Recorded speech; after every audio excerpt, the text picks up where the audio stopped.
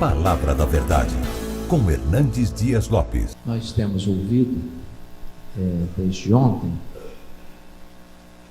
que Jesus é o conteúdo da grande comissão. Nós não temos outro assunto, outro tema, outra mensagem, a não ser esta: pregar a Cristo. A grande pergunta talvez hoje é: que Cristo? Que Jesus? Se você olha no universo muçulmano, com mais de 1 bilhão de adeptos, eles falam em Jesus. Se você vai no universo espiritualista, o kardecismo, eles também falam em Jesus. Se você vai para o candomblé, para a Umbanda, eles também falam em Jesus. Se você olha o universo romano, também eles falam em Jesus. Se você olha para o universo filosófico, também Jesus é um tema importante.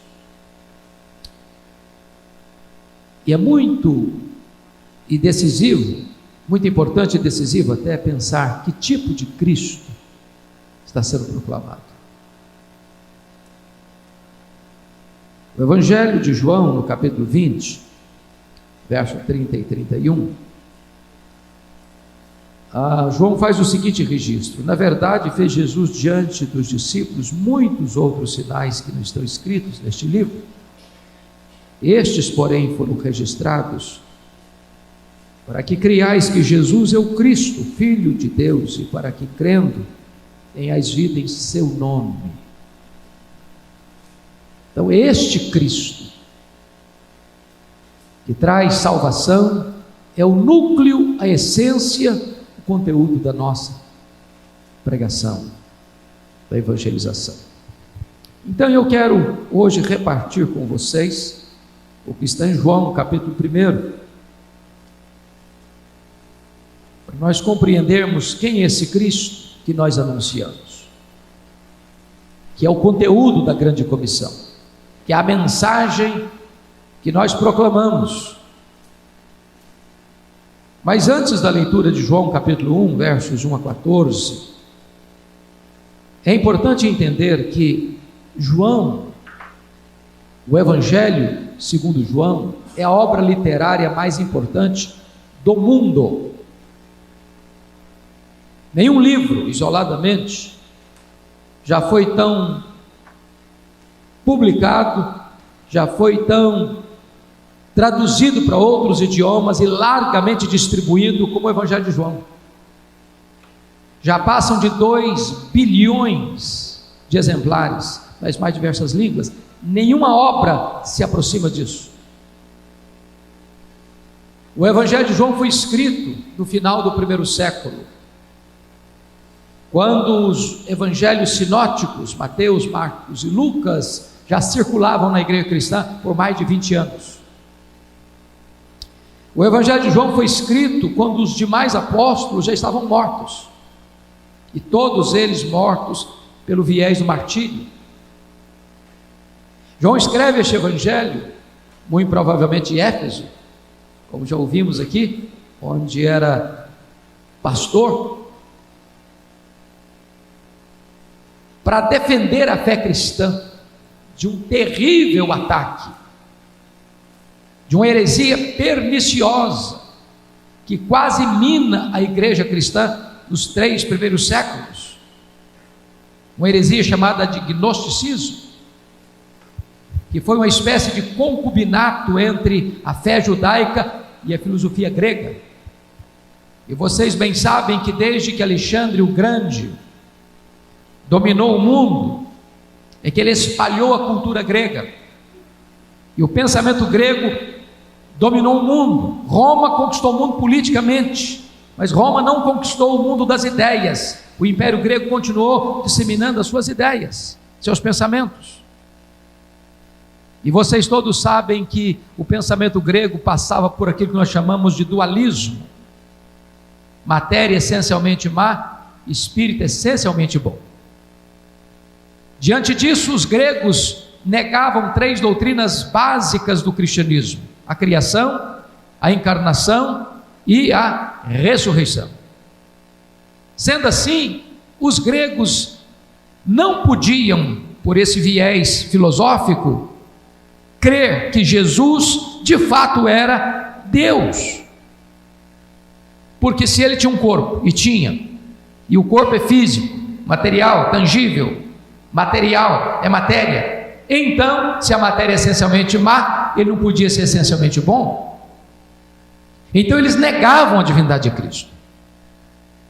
Nós fechamos o final do primeiro século com este pensamento entrando nas igrejas, atingindo as igrejas. E aí de repente criaram um outro Cristo, que não o Cristo verdadeiro, um Cristo pelo viés da filosofia.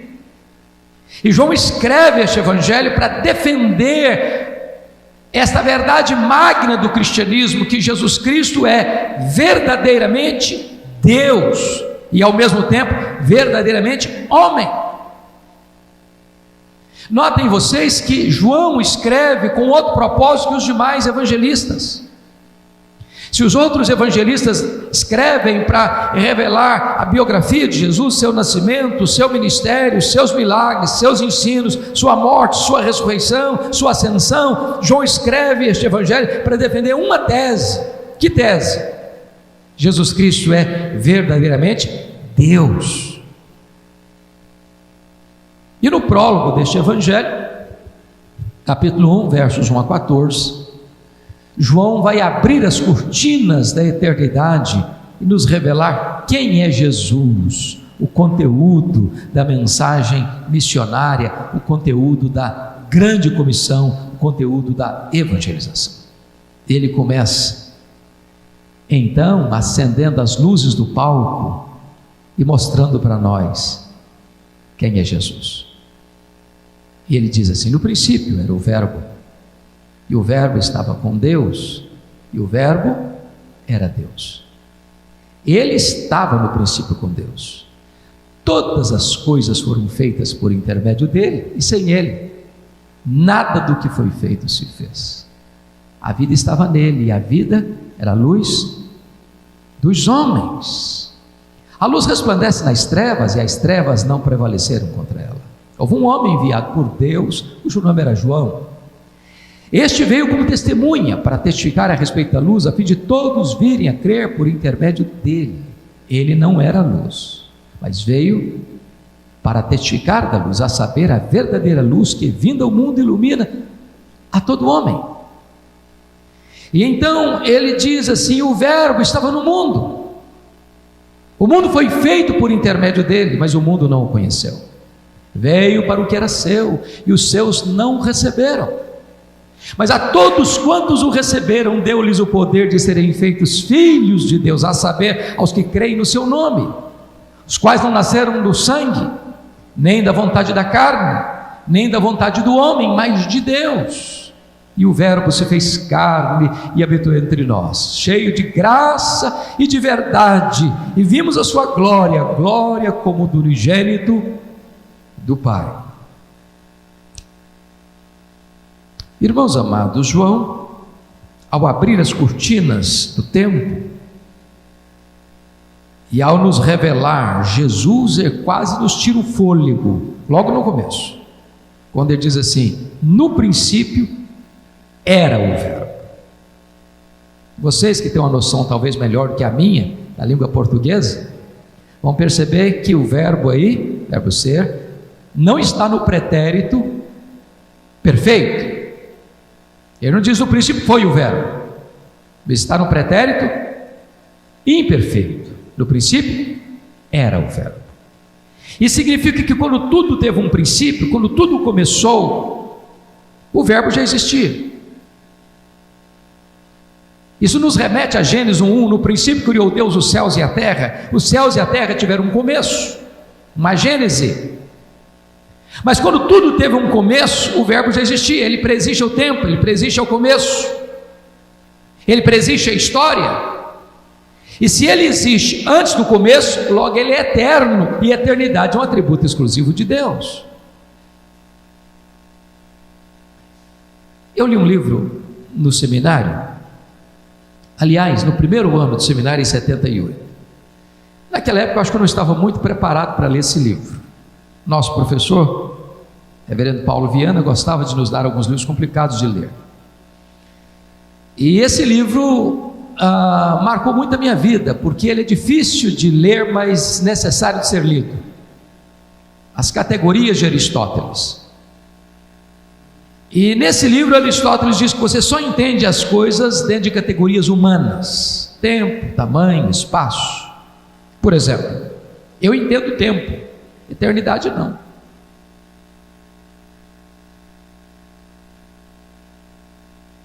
Se eu perguntar para você assim, se você tirar um dia de 1 milhão de anos, você não tem mais 1 milhão de anos, certo? Óbvio. Mas se eu perguntar para você assim, se você tirar 1 milhão de anos da eternidade, quanto lhe resta? A eternidade. E se você tirar da eternidade 1 bilhão de anos, quanto sobra?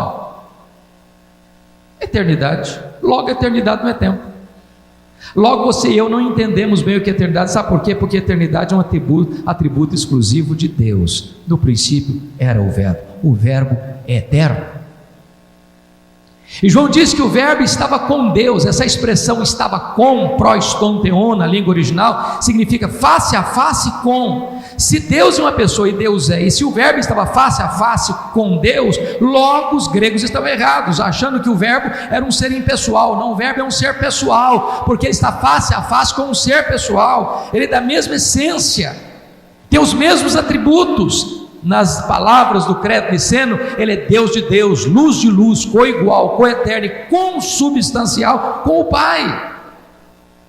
Mas João avança e diz o seguinte: e o verbo era Deus.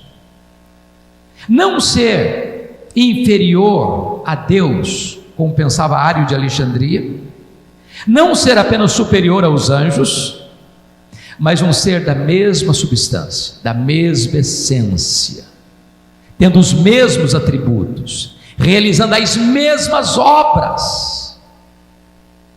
E aí eu preciso concordar com o pensador irlandês C.S. Lewis, quando ele diz que com respeito a Jesus você só tem 3 opções: ou ele é um mentiroso, ou ele é um louco, ou ele é Deus. Porque se ele não é quem ele disse ser, ele é um mentiroso. Se ele não é quem ele pensou ser, ele é um louco. Mas se ele é quem ele disse ser, então ele é Deus. E foi ele quem disse: quem me vê a mim, vê o Pai, porque eu e o Pai somos um. E João avança e diz: ele estava no princípio com Deus. Que princípio? No princípio criou Deus os céus e a terra. O verbo estava lá, o nosso glorioso Redentor estava lá, quando todas as coisas foram criadas. Mas ele não estava lá passivamente, ele estava lá ativamente, porque o verso 3 diz: e todas as coisas foram feitas por intermédio dele, e sem ele nada do que foi feito se fez. Meus irmãos, isso é algo grandioso, sublime, magnífico, extraordinário. E esta afirmação do verso 3 nos leva a 4 conclusões seguras. Primeiro, a matéria não é eterna, como pensavam os gregos. A matéria foi criada. Este mundo é feito de matéria e energia. Matéria e energia não criam a si mesmas. Esse mundo é governado por leis. Leis não criam a si mesmas. Logo, alguém fora da matéria, independente da matéria, criou a matéria e estabeleceu leis para governar este mundo que foi criado. E tudo isso foi feito pelo nosso glorioso Redentor. Segundo, este mundo não é resultado de uma geração espontânea. Essa teoria da geração espontânea não está calçada com a verdade. O mundo, me perdoem a expressão, não pariu a si mesmo. O mundo não deu à luz a si mesmo. O mundo foi criado, e criado pelo nosso glorioso Redentor. Terceiro, o mundo não é resultado de uma mega explosão cósmica. a chamada teoria do Big Bang não tem fundamentação na verdade, porque o caos não produz o cosmos, porque a desordem não produz a ordem. Seria mais fácil eu jogar 1 bilhão de letras para o espaço e elas caírem com uma grande enciclopédia do que eu acreditar que uma mega explosão produzisse esse universo com leis tão precisas, com movimentos tão harmônicos.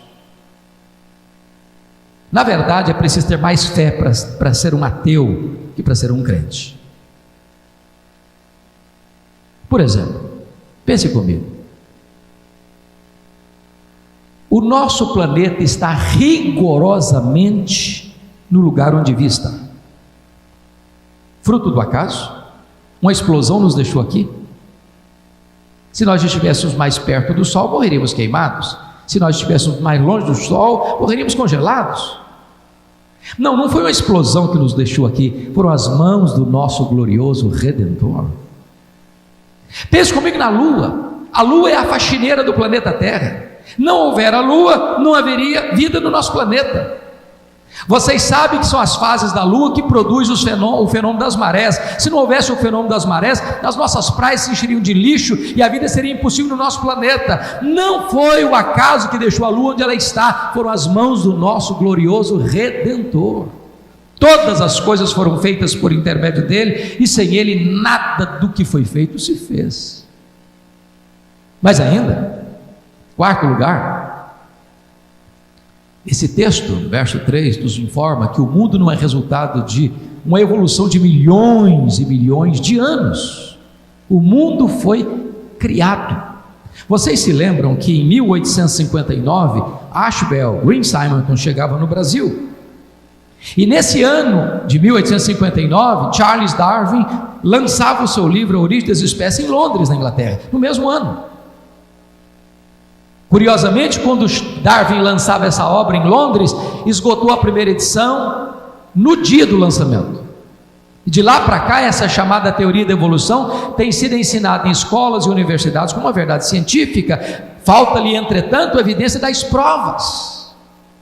Mas hoje, irmãos, curiosamente, tendenciosamente, perigosamente, há um esforço para fazer um casamento espúrio entre o darwinismo e o cristianismo, com a chamada evolução teísta. O que é evolução teísta? É o ensinamento que já hoje é ensinado em muitos seminários chamados protestantes, mundo afora, é que Deus criou, sim, é verdade, mas Deus criou pelo processo da evolução. O grande problema de você aceitar essa ideia é que você precisa se dirigir a Gênesis 1 e 2 como um texto metafórico. Aí então, se é metafórico, Adão e Eva não existiram. Se Adão e Eva não existiram, então não houve queda. Bom, mas se não houve queda, então não precisa de redenção. Se o primeiro Adão é um mito, então o segundo Adão também deve ser-lo. O grande problema é que esta verdade que o nosso glorioso Redentor criou todas as coisas, não é uma verdade relatada apenas em Gênesis 1, está em todos os livros da lei, está presente nos livros históricos, nos livros poéticos, nos livros proféticos, nos evangelhos, em Atos dos Apóstolos, nas epístolas e no livro de Apocalipse. Eu teria que desconstruir toda a verdade bíblica para negar o fato de que a criação é um fato histórico. No princípio criou Deus os céus e a terra, e todas as coisas foram feitas por intermédio dele, e sem ele nada do que foi feito se fez. Então seja Deus verdadeiro e mentiroso todo homem. Mas, amados, entender a grandeza daquele a quem proclamamos, a quem anunciamos, é muito importante. Quando o profeta Isaías escrevia o seu livro, lá no capítulo, nós hoje chamamos de capítulo 40, ele está falando do servo, está falando de Jesus, é um texto messiânico, é um texto cristológico, ele está apontando para Jesus, e ele quer mostrar para nós quão grande é este. E ele diz que é aquele que mede as águas na concha da sua mão, é aquele que pesa o pó das montanhas em balança de precisão, é aquele que mede os céus a palmos, é aquele que espalha as estrelas no firmamento, e por ser grande em força e forte em poder, quando as chama, nenhuma delas vem a faltar. É aquele que olha para as grandes potências econômicas e militares do mundo e considera todas essas nações como um pingo que cai de um balde, como um pó numa balança de precisão, como um vácuo, como nada, como menos do que nada. Nós que estamos aí um pouco apavorados com a questão da realidade política tão conturbada no Brasil, nós precisamos entender que todas as nações da terra, para este nosso glorioso Redentor, não passa de um pó numa balança de precisão. Ele é Deus, Ele é soberano, Ele está sentado no alto sublime trono, Ele dirige as nações, Ele é o Senhor do universo. Este é aquele a quem anunciamos. Bendito seja o seu nome. Agora, se você perguntar, por exemplo, um astrônomo, qual é o tamanho desse universo que ele mediu a palmos? Se ele for honesto, ele vai responder sim, eu não sei. Mas quando ele diz eu não sei, ele não está confessando uma ignorância absoluta, não. É que nenhum homem jamais pode afirmar qual é o último limite do universo, porque é só matéria em estudo ainda. Mas eu posso lhes garantir que o universo tem um limite, porque ilimitado só Deus o é. Entretanto, o que já se sabe hoje é que o nosso universo tem mais de 93 bilhões de anos-luz de diâmetro. Isso significa que se nós voássemos a velocidade da luz 300 mil quilômetros por segundo, nessa velocidade nós demoraríamos mais de 93 bilhões de anos para ir de um extremo ao outro universo. Não há um centímetro desse universo onde Jesus não pode dizer isso aqui é meu, eu criei isso aqui, sou dono disso aqui, sou Senhor sobre isso aqui. Este é o seu glorioso Redentor. Se você perguntar para um astrônomo quantas estrelas existem, ele vai dizer eu não sei. Mas o que eles já sabem é que há mais estrelas no firmamento que todos os grãos de areia de todas as praias e desertos do nosso planeta, pois este é o seu glorioso Redentor. O que eu acho maravilhoso é que do século XX para cá, a ciência já não está mais pasma com o macro-universo, ela já está espantada com o micro-universo. Se você conseguir pegar uma folha no seu quintal, ou na sua jardineira, na varanda do seu apartamento, aquela folha tenra e delgada é muito mais complexa que a cidade de Vitória. Se você pega uma gema de ovo e quebrá-la numa frigideira, aquela gema é muito mais complexa do que qualquer máquina que o homem jamais inventou. Dr. John Wilson, catedrático de Harvard, uma das maiores autoridades em oftalmologia no mundo, diz que você e eu temos mais de 2 milhões de fios duplos encapados em cada um dos nossos olhos, e se não for assim, haveria um curto-circuito e nós ficaríamos cegos. Dr. Marshall Nirenberg, prêmio Nobel de Biologia, fez uma das mais lindas e fantásticas descobertas no século passado. Ele descobriu que você e eu somos um ser programado geneticamente, computadorizadamente programados. Ele descobriu que nós temos mais de 60 trilhões de células vivas no nosso corpo. Ele descobriu que em cada célula tem mais de 1,70 m de fita DNA, onde estão gravados e computadorizados todos os nossos dados genéticos, a cor dos nossos olhos, a cor da nossa pele, o nosso temperamento. Se você espichar a fita DNA do seu corpo, você tem 102 trilhões de metros de fita DNA, você tem 102 bilhões de quilômetros de fita DNA no seu corpo, que dá para dar diversas voltas no sistema planetário. O Dr. Lowe vai dizer que códigos de vida não se originam espontaneamente, não se originam de uma explosão cósmica, não se originam de uma evolução de milhões e milhões de anos. Códigos de vida foram plantados em você pelo Deus Todo-Poderoso, Criador dos céus e da terra, e este é o seu glorioso Redentor, a quem nós proclamamos. Oh, amados, nós precisamos conhecer quão glorioso é o nosso Redentor. E João prossegue para o verso 4 e nos tira o fôlego de novo, quando diz: e a vida estava nele, e a vida era a luz dos homens. O que significa isso? Tudo que existe, irmãos, só tem vida porque recebeu vida dele. Anjos, homens, animais, o mundo vegetal, tudo que tem vida porque recebeu vida dele. Ele é autoexistente. Alguém pergunta, mas quem criou Deus? Resposta: ninguém. Ele não foi criado, ele é o Criador. Alguém pergunta, mas quando ele passou a existir? Ele não passou a existir, ele é o Pai da eternidade. Então preste atenção nisso. Se você veio aqui hoje, se o seu coração está batendo, se você está vivo, é porque Ele preserva a sua vida. Nele vivemos, nos movemos e existimos. Onde Paulo pregou isso? No maior centro acadêmico do mundo da sua época, na terra dos grandes luminares do saber humano, a cidade de Atenas. Oh, amados irmãos, a pregação do Evangelho precisa resgatar a grandeza do nosso glorioso Redentor. E ele diz que ele era a luz dos homens, e prossegue no verso 5 dizendo: a luz resplandece aonde? Nas trevas, e as trevas não prevaleceram contra ela. Significa o seguinte, irmão, Jesus não tem medo das trevas, Ele é a luz. Por mais trevosa que seja a treva, ela não pode ameaçar Jesus. Se você está levando este nome que é sobre todo nome, você não tem que tremer as pernas, você não tem que recuar acovardado, você não tem que se intimidar pela grandeza da oposição, porque você está anunciando a luz que resplandece nas trevas. Trevas da ignorância, treva do vício, treva do pecado, treva da incredulidade, treva da feitiçaria. Não importa quão trevosa é a treva, a luz chegou, as trevas precisam bater em retirada.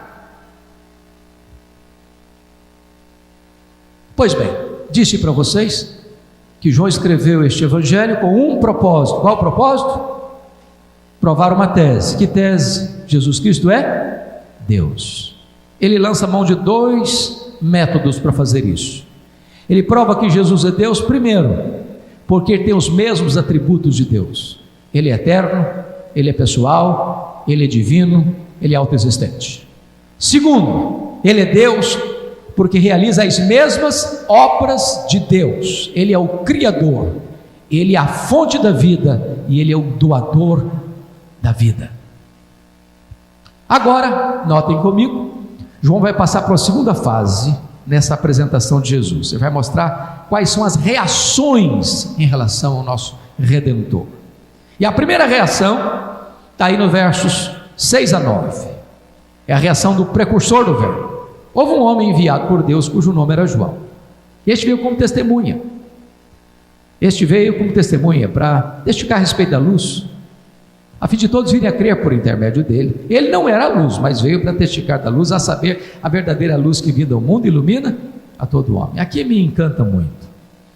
Vocês lembram que desde Malaquias até João Batista houve um silêncio profético de 400 anos. Tinha templo, tinha cerimônias, tinha festas, tinha cânticos, mas não tinha a palavra de Deus. Deus estava em silêncio. Quando Deus rompe esse silêncio, Ele envia um homem estranho, vestido uma roupa estranha, se alimentando de uma comida estranha, pregando num lugar estranho, o deserto da Judéia, montes, vales, pedras, areias escaldantes. Mas diz a Bíblia que as multidões desabalam das cidades e das vilas para irem ao deserto, quente mais de dia, gelado demais de noite, para ouvi-lo. E ele pregava batismo de arrependimento para remissão de pecados. Quando ele olha as multidões que estão vindo, quem está vindo? Fariseus, saduceus, soldados, publicanos. E eu percebi que misturado nessa multidão estão lá os fariseus e os saduceus. Ele se dirige à multidão assim: raça de víboras, Quem vos induziu a fugir da ira vindoura? Produzir frutos dignos de arrependimento. O machado já está posto à raiz das árvores. Aquele que não produzir bom fruto é cortado e lançado ao fogo. E as multidões estão vindo, confessando os seus pecados, sendo batizadas por Ele, para receberem então, por meio deste batismo de arrependimento, remissão de pecados. E de repente surge no meio da multidão um buchicho, sutil, perigoso, que vai beijar os ouvidos de João Batista, com uma pergunta muito tentadora. E a pergunta era esta: porventura, tu não és o Cristo? Olha a tentação aí, olha a isca perigosa aí, olha o desejo de botar um homem no pedestal aí.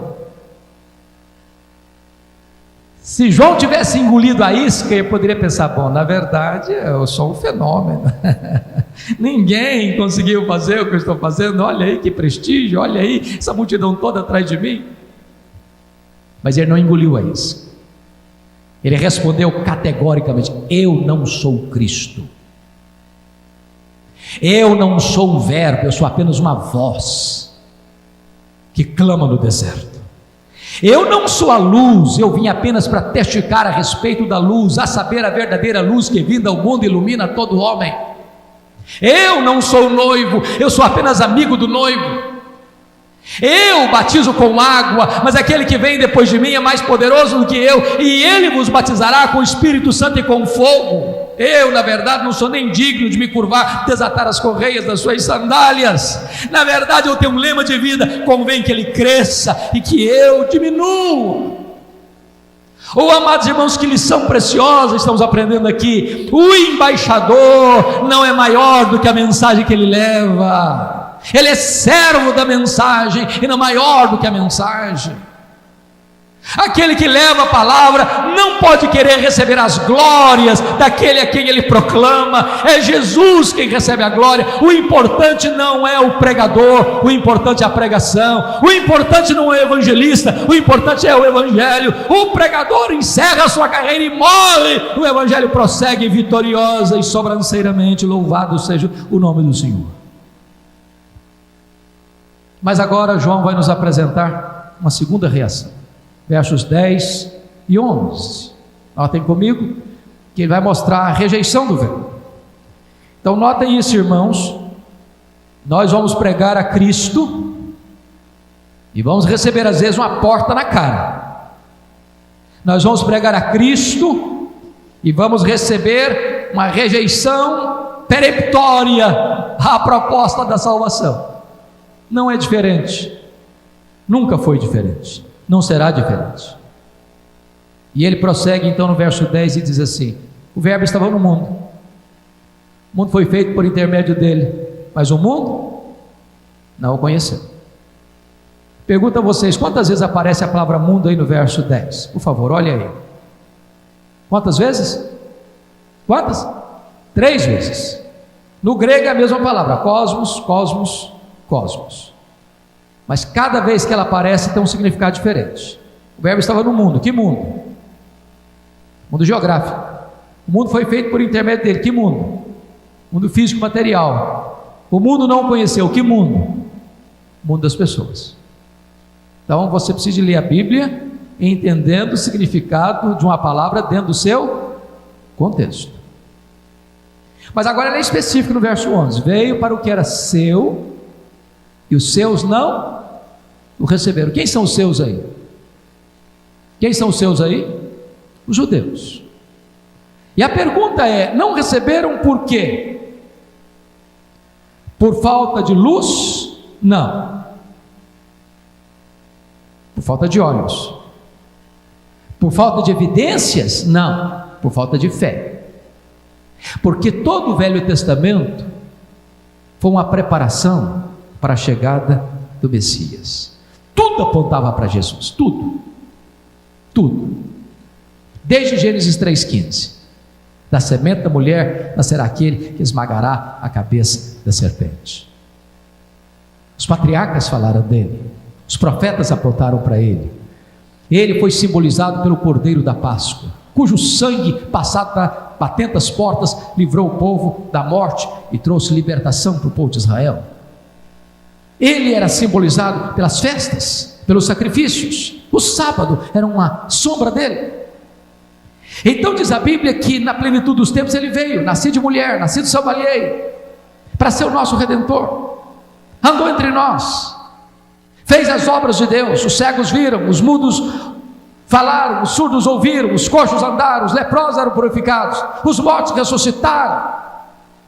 E ele anunciou o evangelho do reino, mas os seus não o receberam. É curioso, é que até hoje, se você for um dia a Israel, a maior frustração de uma ida a Israel, ainda hoje, é você ver a cegueira espiritual. Eles ainda estão esperando um Messias, que já veio. Você pega um guia, e ele desfila o texto bíblico, e você pensa que ele é um crente. Quando você encosta nele na hora do intervalo, mas quem é Jesus para você mesmo? Ele não acredita em Jesus.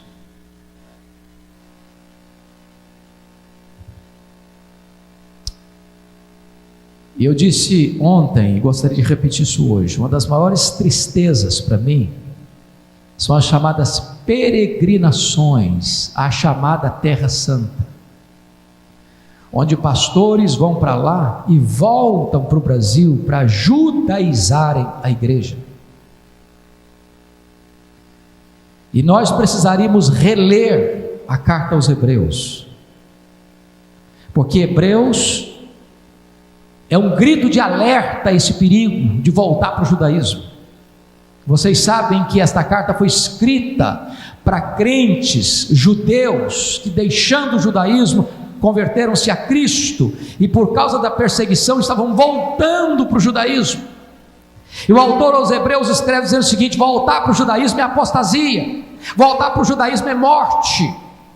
Isso porque Jesus é melhor do que os profetas, Jesus é melhor do que os anjos, Jesus é melhor do que Moisés, Jesus é melhor do que Arão, Jesus é melhor do que Josué, o sacrifício de Jesus é superior, a nova aliança firmada em seu sangue é superior, e portanto deixar Cristo para voltar para o judaísmo é apostasia.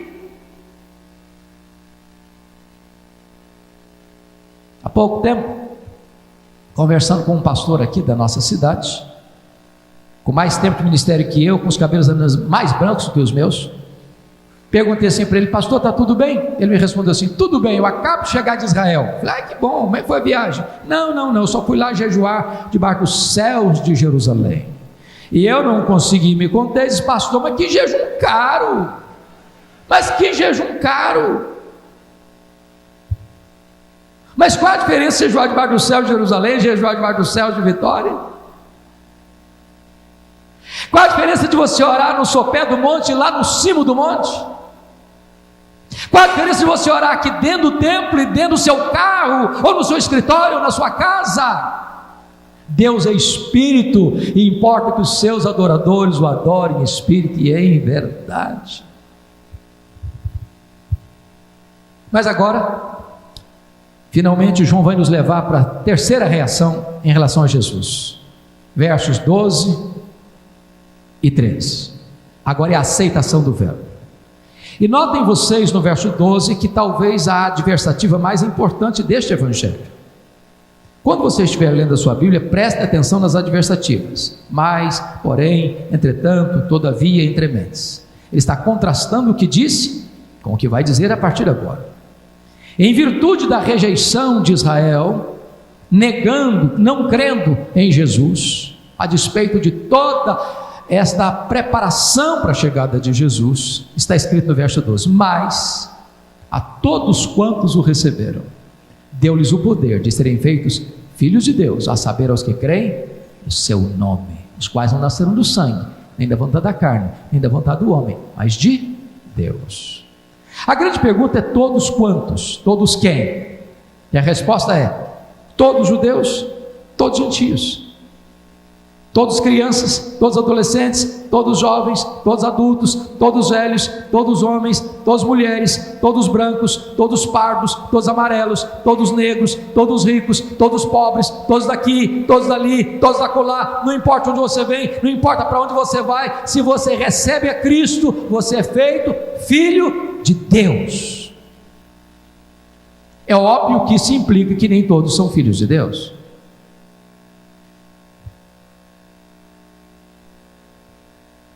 Entender isso, penso eu, recebe um dos resultados do Evangelho. O Evangelho salva e o Evangelho cura. Ouvimos aqui hoje de manhã, brilhante exposição de 3ª de João, onde João ora pela saúde financeira e física de Gaio. E o que eu tenho visto de crentes, irmãos, lendo Caras, lendo Forbes, e sinto uma dor de cotovelo, olhando para os artistas, para os jogadores de futebol, com seus jatinhos particulares, com seus iates, com suas mansões, e ele passando uma magrela.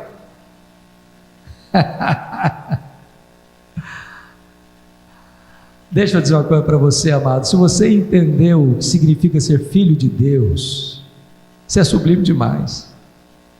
Numa linguagem bem humana, eu diria o seguinte: corre nas suas veias mais que sangue azul. Você é filho do Rei dos Reis, do Senhor dos Senhores. Você tem uma muito linda e imarcessível herança. Você faz parte desta família, deste povo que foi resgatado pelo sangue do Cordeiro, que vai morar com Jesus por toda a eternidade, para servi-lo, para adorá-lo, para fruí-lo por toda a eternidade. Nenhum ouro da terra poderia comprar a posição gloriosa que você recebeu de graça quando você creu no nome do Filho de Deus. Agora João vai explicar isso para nós, para não haver confusão. No verso 13 ele vai explicar bem o que significa ser filho de Deus.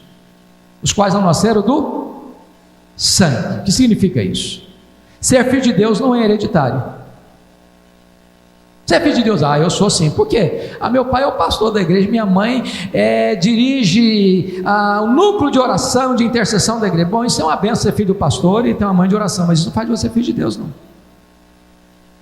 Você é filho de Deus? Claro que eu sou, fui batizado na infância. Ser batizado na infância, dentro para nós presbiterianos, é uma grande bênção, né? É o selo da aliança. Mas ser batizado na infância não faz de você filho de Deus também, não. Para você ser filho de Deus, você tem que nascer de novo, da água e do Espírito. Nascer de cima, nascer do alto, nascer de Deus.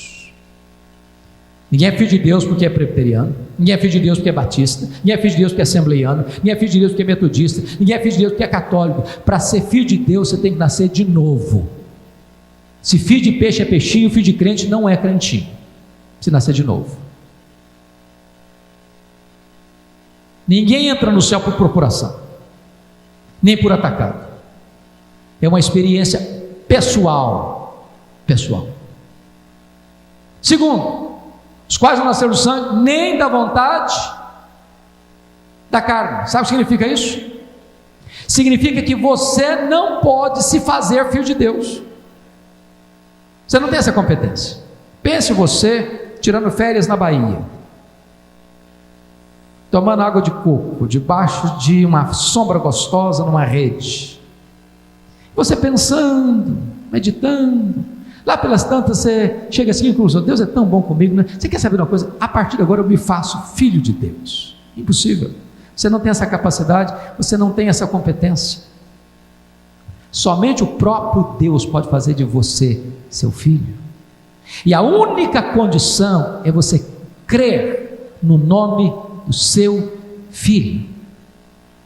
Terceiro, os quais não nasceram do sangue, nem da vontade da carne, nem da vontade do homem. Sabe o que significa isso? Nem João, nem Paulo, nem Pedro, nem Maria, nem o pastor, nem o bispo, nem o sacerdote, nem o papa, nem a igreja, nem o concílio, nem a denominação, nem nenhum órgão humano tem autoridade e competência de dizer: seja filho de Deus. Você anuncia o Evangelho, você proclama o Evangelho, mas você não tem poder de, ao proclamar o Evangelho, fazer daquele que escuta filho de Deus. É o próprio Deus quem convence de pecado, é o próprio Deus quem traz arrependimento para a vida, é o próprio Deus quem regenera, é o próprio Deus quem abre o coração, é o próprio Deus quem salva, é o próprio Deus quem faz tudo a respeito da salvação, para que toda a glória seja de Deus. Bom, concluindo, João agora vai nos levar para aquele que é considerado o maior mistério do cristianismo. Aliás, Atanásio, que venceu as teses heréticas de Ario lá no Concílio de Nicéia em 325, vai escrever um livro sobre encarnação e vai dizer que a encarnação é o maior mistério do cristianismo. E é mesmo. Olha o que está escrito: e o Verbo se fez carne. Que pergunta interessante. A pergunta é essa: que verbo? Que verbo se fez carne? E a resposta é: o verbo eterno, o verbo pessoal, o verbo divino, o verbo autoexistente, o verbo criador, o verbo doador da vida, o verbo que é a luz que ilumina todo homem, o verbo que é Deus, imenso, infinito, eterno, imutável, onipotente, onipresente, onisciente, transcendente, soberano, que nem os céus dos céus pode contê-lo. Agora esse verbo vai se esvaziando a ponto de se transformar um zigoto, um embrião, um feto, um bebê que nasce de uma virgem, que é enfaixado em panos, deitado numa manjedoura. Oh, mistério bendito! Ele a si mesmo se humilhou. Ele não foi humilhado, ele se humilhou por amor de nós. E o verbo se fez carne e habitou longe de nós? Não, ele habitou entre nós. Ele vestiu a nossa pele, ele pisou o nosso chão, ele comeu o nosso pão, ele bebeu a nossa água, ele sentiu a nossa dor, ele chorou as nossas lágrimas, ele carregou sobre o seu corpo no madeiro os nossos pecados, ele morreu por nós, ele ressuscitou para a nossa justificação. Bendito seja o seu nome. E João diz o seguinte: vimos, então nós, cheio de quê? Cheio de graça e verdade. Já pensou se Jesus tivesse vindo até nós cheio de juízo e justiça? O que seria de nós? Uma das coisas que mais me espanta na Bíblia é a afirmação do profeta Isaías, quando diz que o melhor de nós, as nossas justiças, aos olhos dele, não passam de trapos. Irmãos amados, não é possível conhecer a Deus e ser soberbo. Não é possível você ser confrontado com a santidade de Deus e ser altivo, peito estufado, igual um pavão. Quando você conhece quão grande Deus é, você precisa se curvar.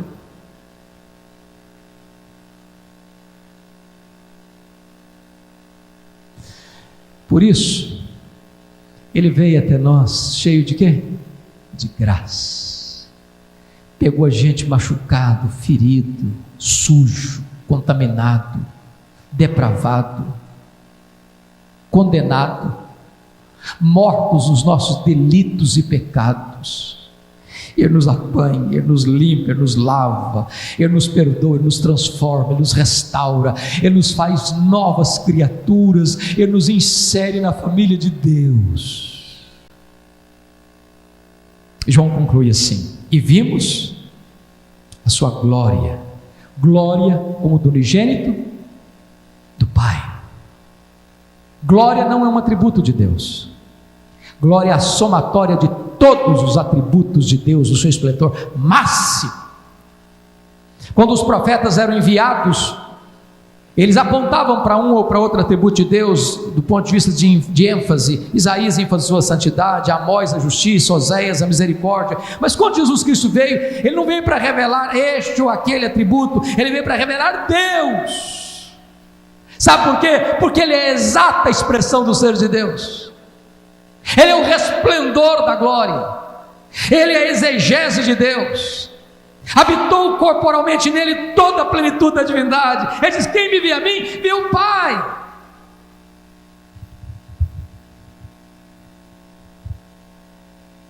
Disse para vocês que João escreveu este evangelho para fazer o quê? Provar uma tese. Qual tese? Jesus é verdadeiramente Deus. Quando você vai para o restante do evangelho, você vai notar que ele vai usar o mesmo método que usou na introdução do evangelho. Como assim? João vai reunir, irmãos, neste evangelho 7 milagres, porque os milagres são obras de Deus. Então, se ele faz as obras de Deus, logo ele é Deus. O que ele faz? Ele seleciona, e nós lemos lá no capítulo 20 que ele fez muitos outros, mas ele seleciona 7. Por que 7? 7 era um número simbólico na Bíblia da perfeição, da completude. Primeiro milagre, capítulo 2, ele transforma água em vinho. Segundo milagre, capítulo 4, ele cura o filho de um oficial. Capítulo 5, terceiro milagre, ele cura o paralítico de Betesda. Quarto milagre, capítulo 6, ele multiplica pães e peixes. Quinto milagre, capítulo 6, ele anda sobre o mar. Sexto milagre, capítulo 9, ele cura um cego de nascença. Sétimo milagre, capítulo 11, ele ressuscita Lázaro. Se ele faz as obras de Deus, logo ele é Deus. Mas João então vai usar o segundo método para provar que Jesus é Deus, mostrando que ele tem os mesmos atributos de Deus. O que é que João faz? João 8,58, Jesus disse para os judeus assim: antes que Abraão existisse, eu sou. Eu sou é o nome revelado de Deus a Moisés, é Yahvé, ou Javé, porque no hebraico o J e o I são a mesma letra. De onde vem a nossa palavra Jeová? Jeová é uma palavra composta, onde você pega as vogais de Yahvé ou Javé e as consoantes de Adonai. Quando você pega as vogais de Yahvé ou Javé com as consoantes de Adonai, você tem a palavra Jeová. Jeová, portanto, do Velho Testamento é Jesus. E ele vai usar 7 declarações: eu sou. Primeira declaração, João 6,35, ele diz: eu sou o pão da vida. Segunda declaração, João 8,12, ele diz: eu sou a luz do mundo. Terceira declaração, João 10,9, ele diz: eu sou a porta, quem entrar por mim será salvo, entrará e sairá e achará pastagens. Quarta declaração, João 10,11, ele diz: eu sou o bom pastor da vida pelas suas ovelhas. Quinta declaração, João 11,25, ele diz: eu sou a ressurreição e a vida. Sexta declaração, João 14,6, ele diz: eu sou o caminho e a verdade e a vida, e ninguém vem ao Pai senão por mim. Sétima declaração, João 15,1, ele diz: eu sou a videira verdadeira e o meu Pai é o agricultor. Se ele tem os mesmos atributos de Deus, logo ele é Deus. Então está provada a tese de João: Jesus é verdadeiramente Deus. Mas antes de fechar, uma coisa me intriga. Dessas 7 declarações de Jesus, uma ele compartilha com a igreja. Por exemplo, ele disse em João 8,12: eu sou a luz do mundo. Mas ele disse também em Mateus 5,14: vós sois a luz do mundo. Em lugar nenhum da Bíblia, Jesus diz assim para a igreja: vós sois o pão da vida, vós sois a porta, vós sois o bom pastor, vós sois a ressurreição e a vida, vós sois o caminho, a verdade e a vida, vós sois a videira verdadeira. Ele nunca disse isso, mas ele disse: eu sou a luz do mundo. E ele disse: vós sois a luz do mundo.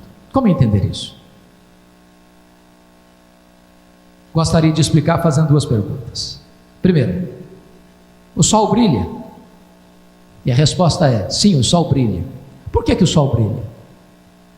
porque o sol tem luz própria. Jesus brilha porque Ele é o sol da justiça. Ele tem luz própria. Ele é a luz que vinda ao mundo ilumina a todo homem. Segunda pergunta: a lua brilha? Sim, a lua brilha. Como a lua brilha? A lua não tem luz própria. A lua só brilha na medida em que ela reflete a luz do sol. Então preste atenção. A igreja não é luz do mundo na mesma medida que Jesus é luz do mundo. A igreja não tem luz própria. A igreja só brilha na medida em que ela reflete no mundo a luz de Cristo, o sol da justiça, a verdadeira luz que vinda ao mundo ilumina a todo homem. Qual o papel da igreja na obra missionária? Qual o papel da igreja na evangelização? É levar essa luz, é refletir essa luz, a luz que não tem medo das trevas, a luz que chega nos antros mais escuros do pecado, e onde a luz chega, as trevas precisam bater em retirada. Nós precisamos sair das quatro paredes, nós precisamos ir lá fora, onde as trevas estão contaminando o mundo, poluindo o mundo. Nós precisamos ir para as ruas, para os becos, para as praças, para os morros, para os condomínios, para os prédios, para as instituições públicas, para as escolas, para as universidades, para os hospitais. Nós precisamos ir levando esta luz, a luz do sol da justiça.